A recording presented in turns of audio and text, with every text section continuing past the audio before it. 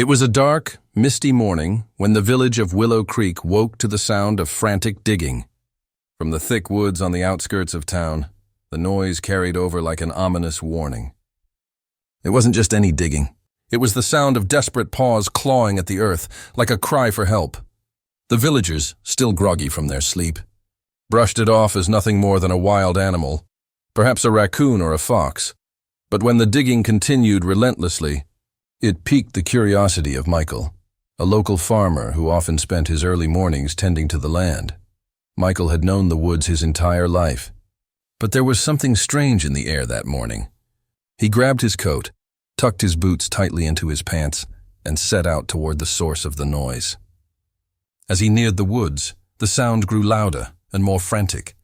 Then suddenly he saw him, a dog, a large German shepherd, digging relentlessly into the ground, his paws bloody from the effort.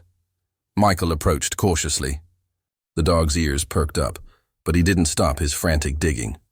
His fur was matted with dirt, and his body trembled from exhaustion. Yet there was a determination in his eyes, something primal, something that told Michael that the dog wasn't just digging for no reason. There was a purpose behind his actions. "Hey there, boy." "What are you doing?" Michael asked softly, crouching down to the dog's level. The dog paused for a moment, his breathing heavy and labored. He didn't bark, nor did he wag his tail. His eyes simply locked with Michael's, filled with a haunting sadness. The dog returned to his digging, faster now, as if trying to uncover something hidden deep beneath the soil. Michael couldn't just leave him. The dog's behavior was too odd, too unsettling. He glanced around, realizing that the woods were eerily quiet, as if nature itself was holding its breath. Michael reached for the dog, gently placing a hand on his back. The dog froze for a split second. Then suddenly, as if sensing the man's touch, he stepped back. Michael saw what the dog had uncovered, a small weathered box, barely visible through the layer of dirt. "What's this?" Michael whispered, kneeling beside the dog. With a few more quick pulls, Michael unearthed the box. It was old, the wood rotting and cracked from years of neglect. But it was heavy, too heavy for its size. Michael felt a chill run down his spine. There was something inside. He didn't know why, but he had a feeling that this discovery was far more than just a forgotten trinket. This was something that had been hidden for a reason. As Michael carefully opened the box, the dog, still panting, stepped back, watching intently. Inside was a collection of old, yellowed papers, bound together with a simple leather strap. Alongside the papers was something Michael didn't expect, a silver locket, tarnished by time but still glimmering faintly in the morning light. Before Michael could reach for the papers, the dog let out a low growl, his eyes flashing with something more than concern. Michael, startled, looked up. A figure emerged from the trees, a tall man, his face hidden beneath the shadow of a wide-brimmed hat. He was moving toward them with purpose, his gait steady and purposeful. Michael stood up, his hand instinctively gripping the box. "Who are you?" he demanded, his voice carrying an edge of suspicion.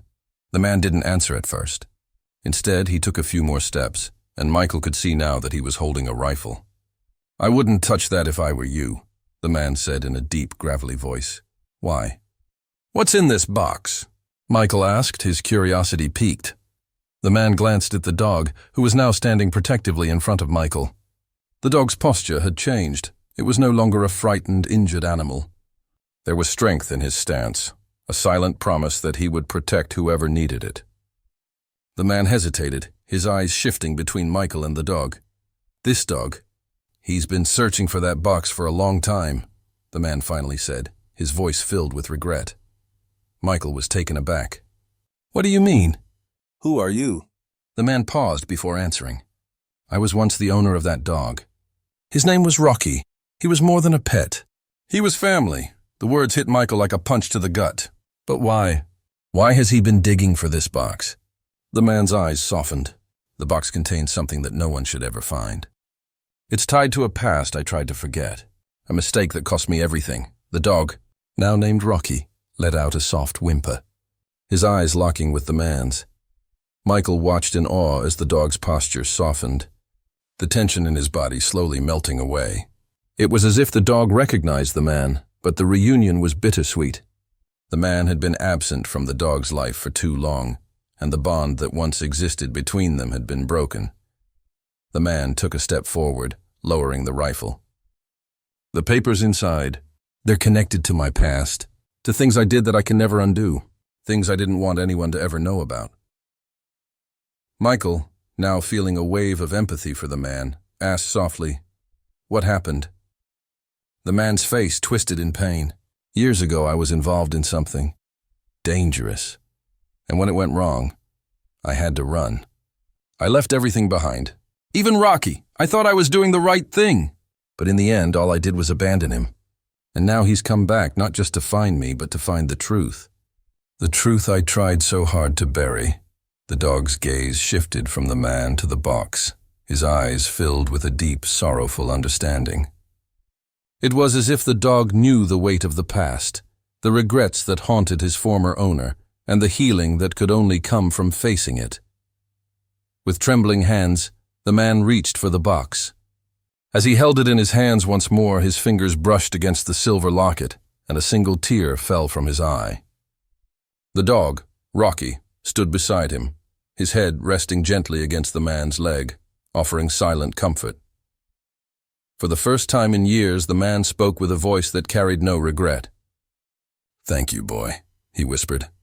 "You found me again, and maybe, just maybe, we can both find redemption." The man turned to Michael, his eyes filled with gratitude. "I don't know what comes next, but I can't leave without him. He's my family. He's the only one who never gave up on me."